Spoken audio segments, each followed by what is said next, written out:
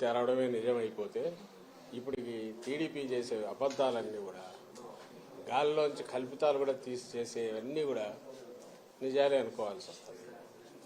నిన్న అసలు జరిగినప్పటి నుంచే వాళ్ళు సర్దుకొని గుమ్మడికాయ దొంగ ముందు ఇంకా భుజాలు అప్పుడే భుజాలు తడుక్కోవడం, దొంగ అని అరుచుకుంటా పరిగెత్తుకుంటా పోయి తప్పించుకోవాలని చూడడం, క్లాసిక్ కేసులు ఏమైనా ఉండేవి వీళ్ళే చేసేది.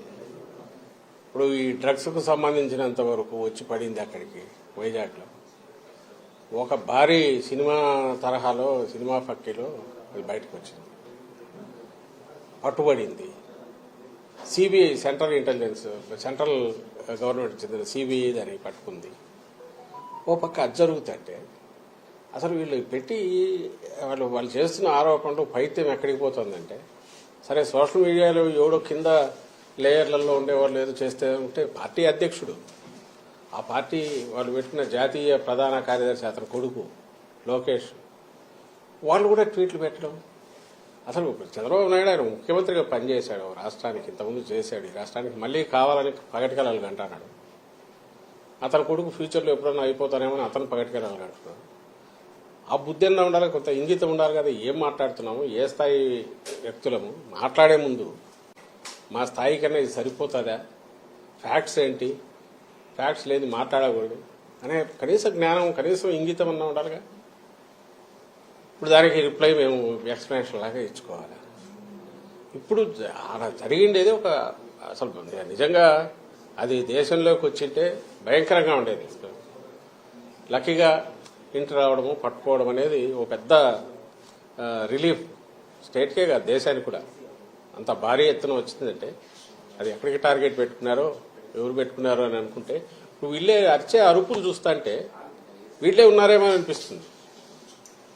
అట్లాగా కంపెనీల్లో ఎవరున్నారని తెలిస్తే అంతా ఈ కుటుంబాల దగ్గరగా ఉండేవాళ్ళు, బంధువులు. సాక్షాత్తు ఈయన చంద్రబాబు నాయుడు వదిన, ఇప్పుడు BJP state president Purandeswari, NT Rama Rao కుమార్తె, ఆమె కొడుకు ఒక కంపెనీ దాంట్లో కంపెనీలో ఉన్నాడు. ఆమె వియ్యంకుడు ఆ కంపెనీలోనే పార్ట్నర్ అనుకున్నారు. వాళ్ళు ప్రమోట్ చేసిన కంపెనీనే తర్వాత డివైడ్ అయ్యింది, ఒక్కొక్కరు ఒక యాక్టివిటీ చూసుకుంటున్నారు. బయటకు వచ్చి మేము అటాక్ చేసి వీడు సంజయ్ శివాల్ వాళ్ళు టీడీపీ వాళ్ళు అట్లాంటి వాళ్ళు ఉల్టా ముందే అందుకొని హడావుడిగా రాత్రి నుంచి పొద్దున్న నుంచి ఉదరగొడుతున్నారు.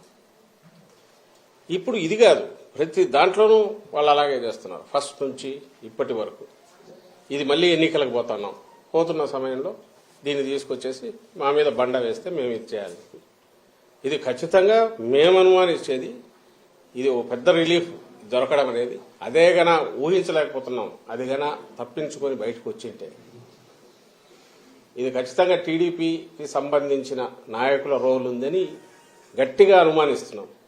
మామూలుగా అయితే రిలీఫ్ ఫీల్ అయ్యేవాళ్ళం. అయితే వాళ్ళ ఉలికిపాటు చూస్తుంటే, వాళ్ళు దాన్ని తెచ్చి మా మీద వేయాలని చూస్తుంటే, ప్రభుత్వం మీద వేయాలని చూస్తుంటే, వైఎస్ఆర్ కాంగ్రెస్ పార్టీ మీద నింద వేయాలని చూస్తుంటే ఇప్పుడు అనిపిస్తుంది వీళ్ళు తప్పించుకోవడానికే మా మీద నింద వేస్తున్నారని. దీని వెనక ఖచ్చితంగా చంద్రబాబు నాయుడు, ఆయన కొడుకు, ఆయన వదిన పురంధేశ్వరి, వాళ్లకు సంబంధించిన వాళ్ళు, ఆ గ్యాంగ్ ఎవరో ఉన్నారనేది గట్టిగా అనుమానిస్తున్నాం. ఆ మేరకు కన్సర్న్డ్ ఏజెన్సీస్ కూడా మేము పిటిషన్లు పెడుతున్నాం. ఐ థింక్ సిబిఐ యాంగిల్లో కూడా చూడాలని మేము భావిస్తున్నాం. సార్ అంటే ఈ రోజు డ్రగ్ కేసు టెస్ట్ కేసు చూస్తా ఉంటే టీడీపీ వాళ్ళతో లింక్ అప్ అయిన ఫోటోలన్నీ కూడా బయటకు వచ్చినాయి. మొన్నేమో పవన్ కళ్యాణ్ ఆంధ్రప్రదేశ్ ని డ్రగ్ క్యాపిటల్ గా మార్చేసి ఆయన వీళ్ళు గ్రౌండ్ ప్రిపేర్ చేసుకుంటున్నారు. మీరు గమనిస్తే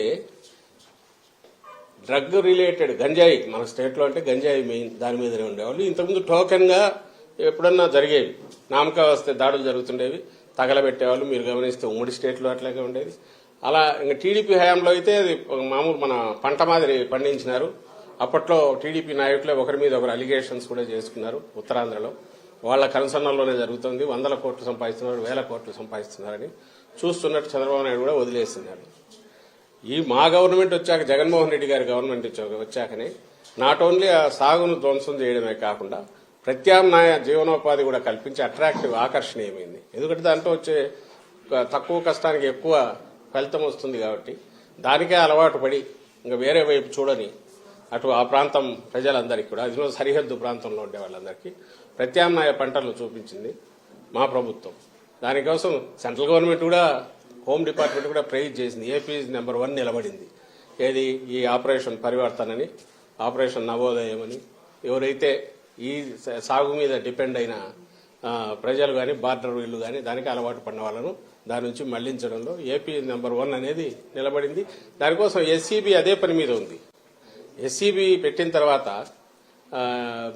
11,000 12,000 ఎకరాల్లో సాగును ధ్వంసం చేశారు. అంతటితో మళ్లీ వాళ్ళు దాని వైపు పోకుండా different crops, alternative crops, remunerative crops ను అక్కడ ప్రమోట్ చేసి వాళ్లకు జీవనోపాధి కల్పించి అది కన్సిస్టెంట్ గా నడుస్తుంది. ఉక్కుపాదం అంటే రియల్ సెన్స్ లో మోపడమే కాకుండా ఆ ప్రజలు మళ్లీ సర్వైవ్ అయి బాగా ఎదగడానికి అవసరమైన ఏర్పాట్లు కూడా చేసింది ఈ ప్రభుత్వం.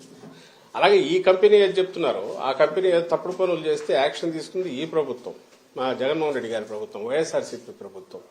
ఇప్పుడు ఇంపోర్ట్ చేసుకున్నారు, డ్రగ్ ఇంపోర్ట్ చేసుకున్నారు, డ్రగ్స్ దొరికి ఆయన కంటైనర్కి సంబంధించిన కంపెనీ. ఇటు చూసేది ఈ వైపు నుంచి డ్రగ్స్ ను వాడకాన్ని తగ్గించడానికో, గంజాయి సాగును అసలు ఎరాడికేట్ చేయడము, వాళ్ళు మళ్లీ ఆ వైపు చూడనవసరం లేకుండా రెమ్యూనరేటివ్ ఆల్టర్నేటివ్ ఇది మన క్రాప్స్ వాటిని వాళ్ళకి అలవాటు చేయడము, ఇది జరిగి కన్సిస్టెంట్ గా పోతుంది. ఎవ్రీబడికి మీరు మీడియా కూడా కవర్ చూడొచ్చు, పోయి వస్తున్నాయి కదా స్టోరీస్. బార్డర్ లో కట్టుదిట్టం చేశారు, స్పెషల్ ఏజెన్సీని పెడితే దాన్ని నువ్వు ఎలాగూ ప్రైజ్ చేయలేవు, నీ వల్ల కాలే. 14-19 మధ్య నువ్వు దాన్ని అసలు గంజాయి సాగు 3 పూలు 6 కాయలుగా నువ్వు ఇదేట్టు నువ్వు చేసావు, చంద్రబాబు నాయుడు చేశాడు. ఈ రోజు దాన్ని ఎరాడికేట్ చేసిన మా మీద, నేను ఇంతకుముందు అన్నట్టు దొంగ అన్నట్టు మా మీద నిందలు వేసే ప్రయత్నం చేస్తున్నారు. ప్రతి దాంట్లో ఇదే పని చేస్తున్నారు. ఈ రోజు ఎన్నికల సమయంలో కూడా మాట్లాడడానికి ఏం లేక, చెప్పడానికి 1,00,000 ఉంటాయి. ఎన్నికలు వస్తే మేమేం చేస్తామో మీరేం చేయలేదు చెప్పాలా, లేదా మేము గతంలో ఏం చేశామో వాళ్ళు చెప్పాలా, లేదా రేపు దాని మీద ఆధారపడి రేపు ఇది చేస్తామని చెప్పుకోవాలి. ఇది లేదు కాబట్టి ఈ తప్పుడు నిందలు ఈ పర్టికులర్ కేసులో అయితే వాళ్ళు తప్పించుకోవడానికి మా మీద బండలు వేస్తున్నారనేది మేము భావిస్తున్నాం. అందుకే ఆ కన్సర్న్ ఏజెన్సీకి ప్రెస్ కౌన్సిల్ కూడా కంప్లైంట్ పంపుతున్నాం. ఈనాడు, ఆంధ్రజ్యోతి వాళ్ళ తప్పుడు రాతలు, ఆ ఛానల్స్ వాటన్నిటి మీద కూడా లెటర్సీ. అయితే ఇది కన్సిస్టెంట్ గా ఈ తప్పుడు ప్రచారం, అబద్దాలు రిపీటెడ్ గా మాట్లాడడం అనేది టీడీపీకి అలవాటైంది. రాష్ట్ర ప్రజలు గమనించాలి. లోకేష్ కూడా ట్వీట్ చేశారు కదా మార్నింగ్, బ్రెజిల్లో అవినీతి జరుగుతుంది, దానికి వైసీపీ ముఖ్య నేత కుటుంబ సభ్యులు ప్రమేయం ఉందనే విషయం నేను గతంలోనే చెప్పాను, ఇప్పుడు రుజువైందని ఒక ట్వీట్ కూడా చేశారు. ట్వీట్ చేశారు. ఎల్లో మీడియా చౌకబారు ఏదన్నా థర్డ్ రేట్ కూడా కలగ అంతకంటే హీనమైన స్థాయి ఎవడన్నా ఉన్నాడంటే అతనే లోకేష్ అనుకుంటా. లేకపోతే దేనికి ట్వీట్ చేస్తున్నాడో తెలియదు, అసలు ఎందుకు చేస్తున్నాడో తెలియదు. ఏమన్నా మోకాలకు బట్టతలకు సంబంధం ఉందా? బ్రెజిల్ ఎక్కడో దాంట్లో దేశం ఉందంటే ఎప్పుడో సాయిరెడ్డి ఏదో అక్కడ బ్రెజిల్ ప్రెసిడెంట్ గురించి ఇచ్చేసాడని ఇంటర్నేషనల్ దీంట్లో ఎక్కడైనా గ్యాదరింగ్ లో కలిసి ఉంటారేమో తెలియదు. ఏదో ఉంటే అతను చెప్తాడు. కానీ ఈ రోజు జరిగిన దాంట్లో, ఈ కంటైనర్ లో వచ్చిన దాంట్లో దొరికిన దానికి సంబంధించి ఎవరు దీని వెనక ఎవరెవరు ఉండే అవకాశం ఉంది, ఆ కంపెనీ కాన్షియస్ గా చేసిందా అనేది తేలాల్సి ఉంటే అప్పుడు సహజంగానే కంపెనీ ఎవరిది అనేది చూస్తారు. అది చూస్తే సహజంగా మొత్తం ఎవరు అనేది కనపడుతోంది. దగ్గరి బంధువులు, కుటుంబ సభ్యులు, లేదా వీళ్లతో కలిసి ఎప్పుడు తిరిగినట్టు ఆ ఫోటోలు అన్ని బయటకు వచ్చాయి. ఈ గ్రూప్ తో, ఈవెన్ చంద్రబాబు నాయుడుతో ఉండేవాళ్ళు ఆయనతో ఉన్నారు. ఆ గ్రూప్ కు సంబంధించిన వాళ్ళు ఎవరు రెగ్యులర్ గా కలుస్తారో వాళ్లే ఆ కంపెనీల్లో ఉన్నారు. ఇది సహజంగానే వాళ్ళ మీదకే పడుతుంది. పడడానికి కూడా అవకాశం ఎందుకుంది? అలాంటి ఆలోచనలు చేసే లక్షణం కూడా చంద్రబాబు నాయుడుకు ఉంది కాబట్టి, తప్పుడు దారిలో ఎట్లా అధికారంలోకి రావాలని చూస్తారు కాబట్టి వాళ్ళ మీదకే వస్తుందనే దాన్ని ప్రియంప్ట్ చేయడానికి ఉల్టా మా మీద దాడి చేస్తున్నారు. లోకేష్ చేసినా, చంద్రబాబు నాయుడు చేసినా అదే ఉద్దేశంతో చేస్తున్నారు. ఆ స్థాయి నిజంగా ఆ స్థాయికి రావాలనుకున్న వాళ్ళు చేయకూడని పని చేస్తున్నారు. వాళ్ళు అంటే వాళ్ళకి ఈ జన్మలో ఈ రాష్ట్రంలో ప్రజలు అవకాశం ఇవ్వలేదని తెలిసిన తర్వాత వచ్చే డెస్పరేషన్ లోనే ఇలాంటి కామెంట్స్ చేస్తున్నారని మేము అనుకుంటాం. సార్ అంటే వైసీపీ ఓడిపోతున్నామని అర్థమైంది, అందుకనే ఆఖరి నిమిషంలో ఈ చీకటి మాఫియాలు రెచ్చిపోతున్నప్పుడు లోకేష్ అంటున్నారు. ఏం చెప్పాలి, మేమేమో పాజిటివ్ అజెండాతో పోతున్నాం. జగన్మోహన్ రెడ్డి గారు ఇలాంటి పొద్దుబోని మాటలు కానీ, లేకుంటే ఉబుస్పోక మాటలు కానీ, లేకుంటే ఫ్యాక్ట్స్ చేతిలో లేకుండా నోటికొచ్చిన మాట కానీ ఎప్పుడన్నా చేశారా? రాష్ట్ర ప్రజలు ఇది చూస్తున్నారు, అది చూస్తున్నారు, మీ మీడియా కూడా చూస్తోందిగా, ఇది చూస్తున్నారు. ఒక పార్టీ అధ్యక్షుడిగా, ముఖ్యమంత్రిగా జగన్మోహన్ రెడ్డి గారు ఇంతకుముందు ప్రతిపక్ష నేతగా అయినా సరే పార్టీ పెట్టినప్పటి నుంచి ఇలాంటి అడ్డగోలు కామెంట్స్ చేయడము, ఈవెన్ ఆయన ఏ పత్రిక అయితే పెట్టారో సాక్షి, దాంట్లో అడ్డగోలు ఊరక రాయడం ఊసిపోక ఆధారం లేకుండా ఎప్పుడన్నా జరిగిందా? ఆయన ఎప్పుడు కామెంట్ చేయట్లేదు. ఫ్యాక్ట్స్ ఉంటే దాని మీదే మాట్లాడుతున్నారు. ఇప్పటికే అదే చేస్తున్నారు. వీళ్ళు ఎప్పుడూ కూడా తండ్రి కొడుకులు, వాళ్ళ టీం కింద ఎవడో కార్యకర్తలు కాదు, వీళ్ళే ముందుండి అబద్ధాలను వండడము, ట్విట్టర్ ప్లాట్ఫామ్ గానో ఇంకో దాంట్లోనో ఇంటర్నెట్లోనో రోజు ఊకదంపుడు. మరుసటి రోజు అది అబద్ధం అని వెళ్ళాక చేతులు దులుపుకొని దాన్ని పట్టించుకోకుండా వాడడం. మీకు 100,000 కనపడతాయి. మొత్తం ప్రచారం కానీ, వాళ్ళ రాజకీయ వ్యవహారాలు కానీ, వాళ్ళ విధానాలు కానీ అన్నీ ఏంటంటే అబద్ధాలతో వండడం, దాన్నే 10 సార్లు 100 సార్లు చెప్పడం, అదే నిజమని వాళ్ళు నమ్మడం, అదే నిజమని ప్రజలు నమ్మించాలని చూడడం. గంజాయి అయినా, ఇసుక అయినా, ఇంకోటైనా వాళ్ళు ఏదన్నా ఈరోజు అంటున్నారంటే ప్రతిదీ కూడా వాళ్ళకు చెప్పుకోవడానికి ఏమీ లేక, మాకు చెప్పుకోవడానికేమో చాలా ఉన్నాయి. అందువల్ల పాజిటివ్ అజెండాతో మేము పోతున్నాం. మీరు ఈ మధ్య సిద్ధం సభలు చూసినా, రేపు జగన్మోహన్ రెడ్డి గారికి జరిగే సభలు చూసినా, మా నాయకుల ప్రచారం చూసినా మేము చేసినవి చెప్తున్నాం. మీరే గమనించండి, ఆలోచించండి. రాజకీయ పార్టీ మేము చేయాలనుకున్నవి, చేసిన పనులు చెప్పాలనా? ఒక థర్డ్ రేటు పల్ప్ బుక్లో వచ్చినట్టు ఫిక్షను దాన్ని పట్టుకొని అవి వాటికి సంబంధించినవో, ఏదో వ్యక్తిత్వ హననం చేసి వాటికి సంబంధించినవో, క్యారెక్టర్ అసాసినేషన్కు పాల్పడి ఇవన్నీ తెచ్చి మీడియా ద్వారా ఉండి ఇదే ప్రజలకు అవసరమైన రాజకీయం అన్నట్టు చేయడం, అది రియల్ రాజకీయమా? అది కాదని రిజెక్ట్ చేశారు. ఇప్పుడే 19లో రిజెక్ట్ చేశారు. ఈసారి కూడా వాళ్ళకు ఏమీ లేదు చెప్పడానికి. ఈవెన్ వాళ్ళు అనుకుంటున్న హామీలు రిపీటెడ్గా చెప్పడానికి కూడా భయపడుతున్నారు. ఎందుకంటే నువ్వు నిన్న ఏం చేసావని అడుగుతారు. 14-19 మధ్య చేయలేదు కదా, అబద్దాలు ఆడినావు, ఇచ్చిన అబద్దపు హామీలు ఒక్కటి నిలబెట్టుకోలే కదా అనేది అడుగుతారు. అందుకోసం వాడి జోలు కూడా పోవట్లా. రేపు ఏదో చేస్తామని చెప్పాలంటే భయం, నిన్న ఏం చేసావని జనం అడుగుతారని. అందుకని రోజు ఏదో ఒకటి, రోజు నిన్న ఎక్కడో ఎలక్షన్ కమిషన్ పద్ధతులు వేస్తాను ఏదో పోయి ఇవ్వడం ఈ మధ్య మొదలైంది. దానికి వచ్చేసి దాని మీద ఇమ్మీడియట్ బ్యానర్ స్టోరీస్ రాయడం, ఏదో అయిపోయింది కొబ్బరాడు. ఏమీ కావట్లా. రాష్ట్రం నిక్షేపంగా ఉంది, బ్రహ్మాండంగా ఉంది. ఎన్నికలకు మళ్లీ పోతున్న దశలో పూర్తి పాజిటివ్ ఇది వేవ్ మాకు కనిపిస్తోంది. అందుకే మేము ఎక్కడ పోయినా ఆదరణ అట్లుంది. అది సహించలేక రేపు ఎన్నికల్లో 23 కంటే ఇంకా హీనం పోయి 0-0కు దగ్గరగా వచ్చే సింగిల్ డిజిట్కో లేదా 0కో కన్ఫైన్ అయ్యి పరిమితమయ్యే పరిస్థితిలో నేపథ్యంలో దాన్ని ఎక్స్ప్లెయిన్ చేయడానికి అవసరమైన గ్రౌండ్ ఇప్పుడు ప్రిపేర్ చేసుకుంటోంది తెలుగుదేశం పార్టీ కానీ, ఆ పార్టీ అధ్యక్షుడు కానీ, ఆ పార్టీ జాతీయ ప్రధాన కార్యదర్శి ఆయన కుమారుడు లోకేష్ కానీ, లేదా ఆయన వెనక వాళ్ళ దత్తపుత్రుడు పవన్ కళ్యాణ్ కానీ. రేపు పోయిన తర్వాత ఈరోజు వాళ్ళు ఏమేమి వీటేమంటారు అడ్డగోలు వ్యాఖ్యలు చేశారు, ఇవన్నీ మేము ఆ రోజు చెప్పాం. వీటన్నిటి వల్ల ఈ వైఎస్ఆర్ కాంగ్రెస్ పార్టీ ఈ విజయం వచ్చింది, ఇది ప్రజలు ఇచ్చింది కాదు అని చెప్పడానికి గ్రౌండ్ ఈ రోజు నుంచి ప్రిపేర్ చేసుకుంటున్నారు. రెండవది వాళ్ళకి చెప్పడానికి ఏం లేదు కాబట్టి నోటికి వచ్చినట్టు కారు కూతలు వస్తున్నారు. ఎన్నికల కమిషన్ కి సిబిఐకి మీరు ఫిర్యాదు చేయబోతున్నారు. దీన్ని ఎలక్షన్ ఎజెండాగా మార్చుకుని ప్రచారం చేస్తున్నారు మీరు అన్నారు. మీ ఫోటోలతోటి పెట్టి ట్వీట్లు చేస్తున్నారు కాబట్టి ఈసీఐకి అలాగే సిబిఐకి ఈ కేసులో అన్ని కన్సర్న్ ఏజెన్సీస్ అన్నిటికీ ఎన్నికల వాతావరణం వచ్చింది కాబట్టి సహజంగా ఎలక్షన్ కమిషన్ ఆధీనం లేక అన్ని వెళ్ళే కాబట్టి వాళ్లకు ప్రెస్ కౌన్సిల్కు ఇంకా ఇంక్లూడింగ్ సిబిఐకి ఇంకా కన్సర్న్ ఏజెన్సీ అంటే అన్నిటి కూడా రిప్రజెంటేషన్స్ మా పిటిషన్లు వెళ్తాయి. ముందు ఈ తలనొప్పి ఏదో వదిలి అది తేలాలి. అది ఖచ్చితంగా నీడియల్ ఆఫ్ సస్పిషన్ కాదు, బలమైన ఇదే ఆధారాలతో చంద్రబాబు నాయుడు కుటుంబము లేదా ఆయన వదినకు సంబంధించిన కుటుంబము వాళ్లకు లేదా టీడీపీ యాక్షన్ ప్లాన్ ఈ ఎన్నికల్లో ఎట్లా అట్లా అడ్డదారులు ఇది చేయాలంటున్న దాంట్లో దీని రోల్ కూడా ఉండే అవకాశం ఉంది కాబట్టి ఈ కంటైనర్లో ఉన్న డ్రగ్స్ కూడా దాని పర్పస్ కోసం వచ్చిందని మేము గట్టిగా అనుమానిస్తున్నాం కాబట్టి ఆ దిశగా ఇన్వెస్టిగేషన్ జరగాలి. ఎలక్షన్ కమిషన్ కూడా కాగ్నిజెన్స్ లేక తీసుకోవాలని కోరుతాం. అట్ ది సేమ్ టైం దాని పని అది జరుగుతుండగా మా పాజిటివ్ అజెండాతో మేమైతే ముందుకెళ్తాం. వాళ్ళ మాది రోజు ఇట్లాంటి ఆ రోజు కొట్టేసి అయిపోయింది, మరుసటి రోజు ఒకటి ఎట్లా ఎన్నికల వరకు ఇట్లే లాక్కుపోయి అడ్డదారుల్లోనో బయటపడాలని లేక మాది మేము చెప్పుకోవడానికి కానీ ప్రజలను కన్ఫ్యూజ్ చేసే చెప్పుకోవడానికి అవకాశం లేకుండా టైం దానికి స్పేస్ లేకుండా ప్రజలను కన్ఫ్యూజ్ చేసి ఆ దీంట్లో తమ పబ్బం గడుపుకోవాలని చేసేవారి ఆటలు సాగనివ్వమని ఖచ్చితంగా చెప్తున్నాం. విశాఖలో డీజీపీ భారీ స్థాయిలో గడ్డే తగలబెట్టారు. సాయంత్రం బదిలీ చేసిన దాఖలాలు ఉన్నాయి.